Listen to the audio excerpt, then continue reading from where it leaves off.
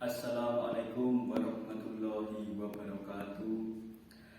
Alhamdulillahirabbil alamin. Wassalatu wassalamu ala asrofil anbiya'i wal mursalin sayyidina wa maulana Muhammadin wa ala alihi wa sahbihi ajma'in. Pertama-tama marilah kita senantiasa memanjatkan puji dan syukur atas kehadirat Allah Subhanahu wa taala, yang mana kita masih diberikan kenikmatan yang sungguh luar biasa, dari mulai bangun tidur, menghirup udara segar, hingga diberikan kesempatan bertemu pada bulan Ramadan kali ini dalam keadaan sehat walafiat.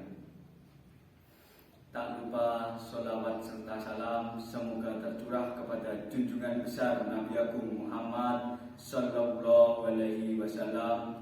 Semoga kita kelak akan mendapatkan syafaatnya di yaumul qiyamah. Amin amin ya rabbal alamin.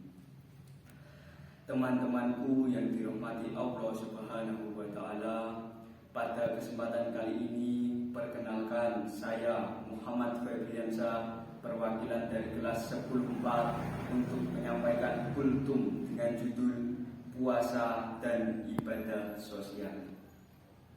Islam sebagai satu-satunya agama yang diridhoi Allah Subhanahu wa taala bukan hanya mengajarkan kepada umatnya untuk menjadi soleh secara individu, melainkan juga secara sosial.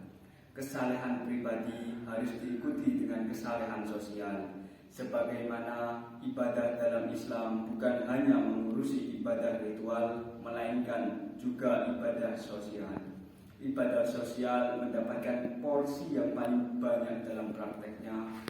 Hal ini terlihat ketika Rasulullah Shallallahu Alaihi Wasallam bersabda tentang akidah. Beliau menegaskan bahwa iman itu 70 lebih cabangnya.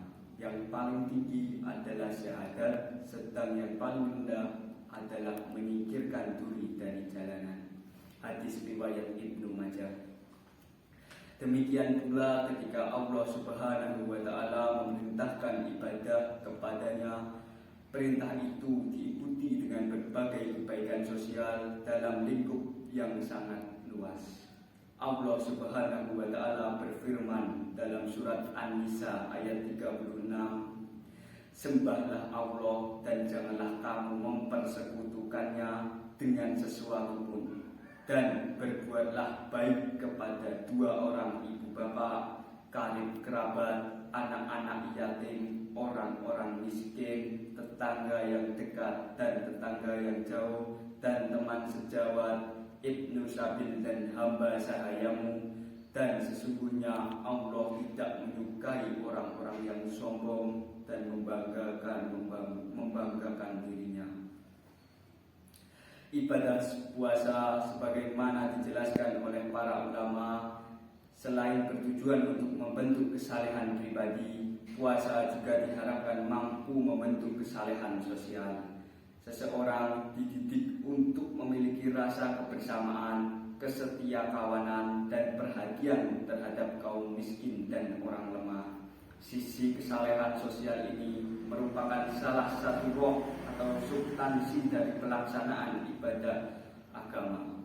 Oleh karena itu, ketika Rasulullah Shallallahu Alaihi Wasallam memasuki bulan puasa, beliau tidak hanya memberikan umatnya untuk meningkatkan berbagai ibadah ritual, namun beliau juga meningkatkan berbagai ibadah sosial, seperti membantu orang yang lemah dan memberikan berbagai bantuan materi kepada fakir miskin.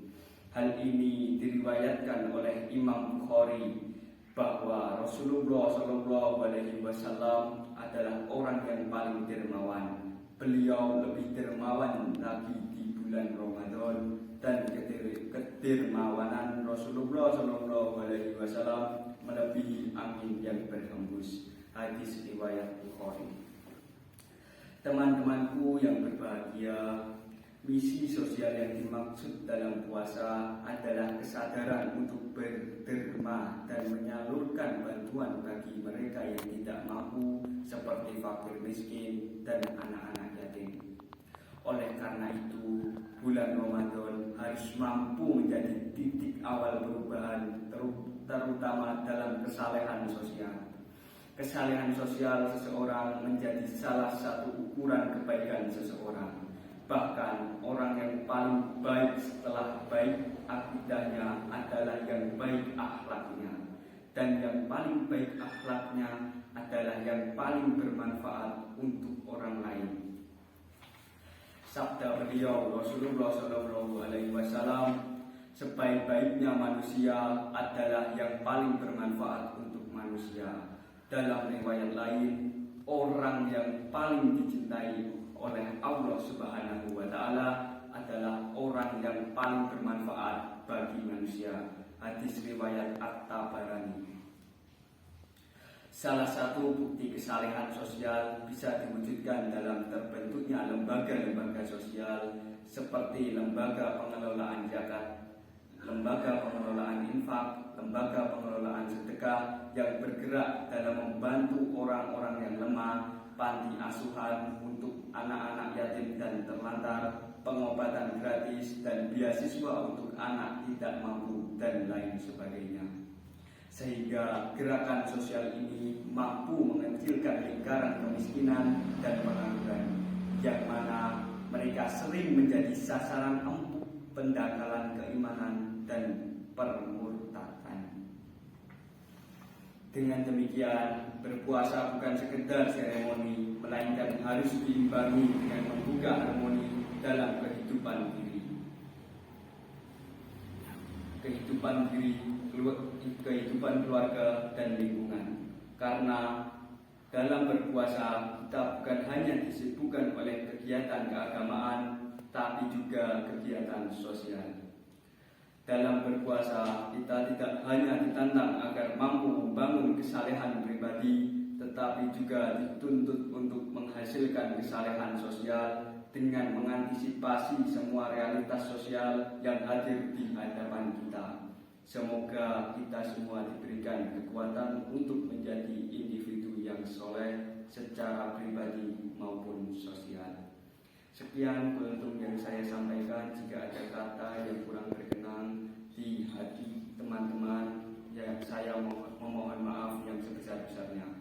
Mari kita akhiri kultum kali ini dengan membaca doa kafaratul majlis. Subhanakallahumma wa bihamdika asyhadu an la ilaha illa anta astaghfiruka wa atubu ilaik. Wassalamualaikum warahmatullahi wabarakatuh.